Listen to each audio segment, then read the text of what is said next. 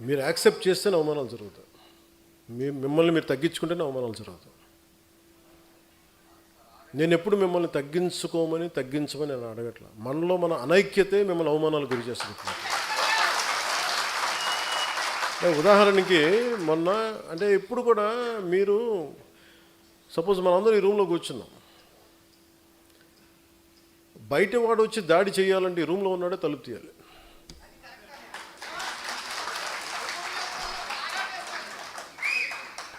So జనసేనకి నేను చాలాసార్లు చెప్తాను, నాకు ఎంత కష్టం ఉంటుందంటే నిజంగా ఒకసారి నేను మొన్న తమిళ్ పాలిటిక్స్ చూస్తున్నాను ఈ మధ్యన. వాళ్ళు ఎంత సుఖంగా చేశారా పాలిటిక్స్, ఎంత సుఖంగా చేశారు. నాకు అసూయ కలిగి ఎంత సుఖంగా చేశారు. నేను 10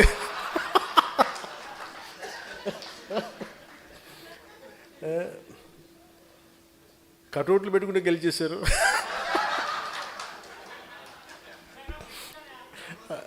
అలాగే కటౌట్లు హలోగ్రామ్స్ పెట్టుకుంటే బాగుంది. అలాగే చక్కగా సీఎంలు అయిపోయారు. నన్ను 15 సంవత్సరాలు రోడ్డు మీద దేకిచ్చినా కానీ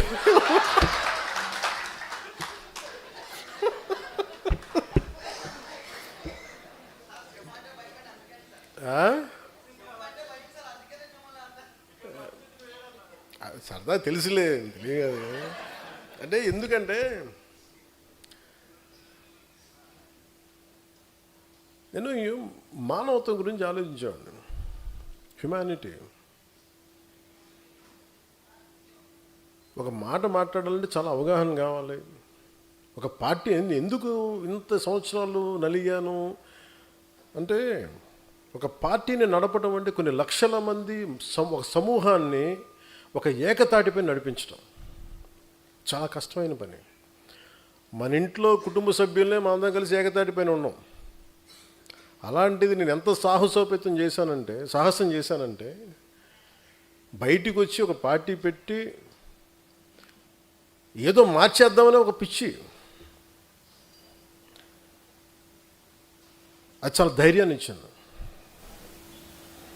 నేను అనుకున్నాను ఎంత చదివినట్టు, ఏం చేసి చదివినట్టు అంటే, నేను వుల్ఫ్గాంగ్ వాన్ గోట్ అని ఒక జర్మన్ రైటర్ ఉండేవాడు.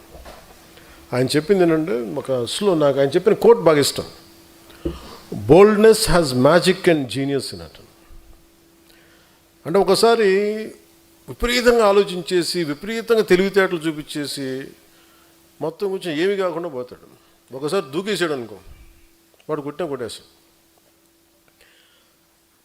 చాలామంది మహానుభావులు మేధావులు చదివి పుస్తకాలు పురుగులైపోయి యాక్షన్ లేకుండా అనాలిసిస్కే పరిమితం అయిపోయి ఇళ్లలో మగ్గిపోతారు. సో నేను ఎంత నేర్చుకునే అని పెట్టుకొని నేను ఏదో ఒక టైంలో దూకేద్దాం పాలిటిక్స్ని దూకేసాను. పాలిటిక్స్కి నేను ఎప్పుడు వచ్చాను పాలిటిక్స్కి? One was in early 30s.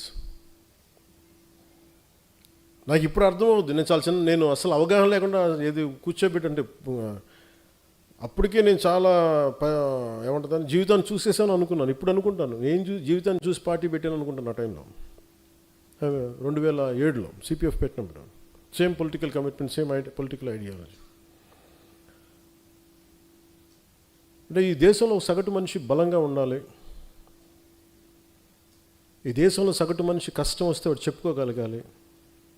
ఒక ఎమ్మెల్యే ఉన్నా, ఎంపీ తెలిసినా, నాకు ఒక వార్డు మెంబర్ తెలిసినా తెలియకపోయినా సగటు మనిషి వ్యవస్థలకు నిలబడాలి, వ్యవస్థలు అతను న్యాయం చేయాలి. ఇలాంటి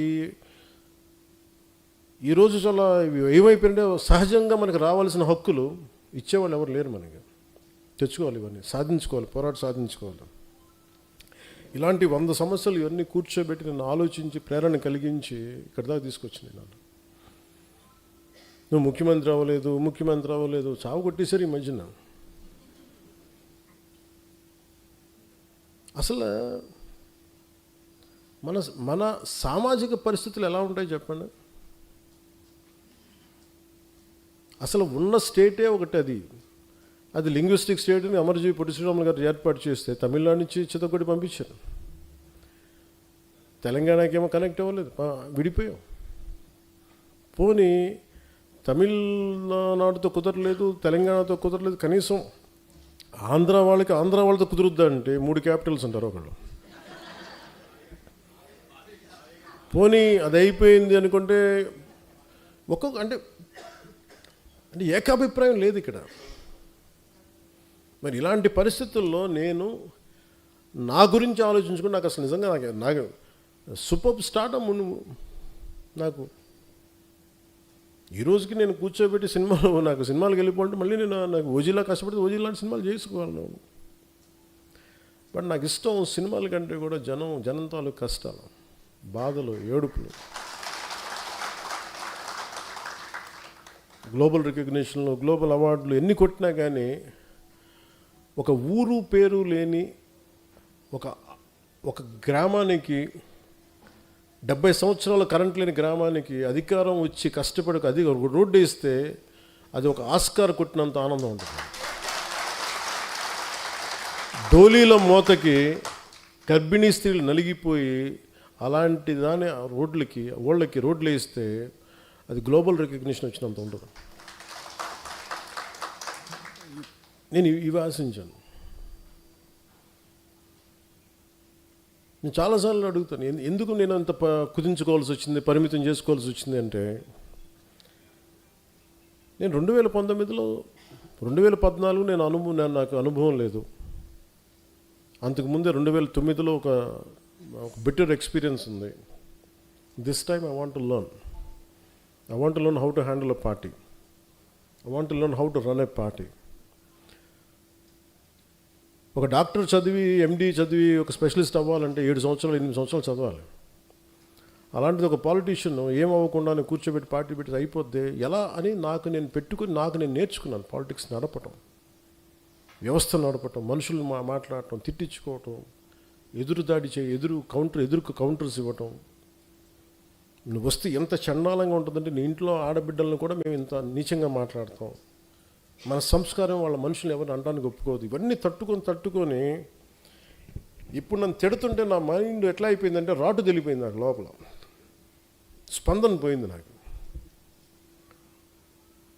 అంటే ఎంత కన్వీనియంట్గా ఉంటాయి పాలిటిక్స్ అంటే, మన ఈ మధ్యన ఒక విశ్లేషకులు ఒక ఆయన,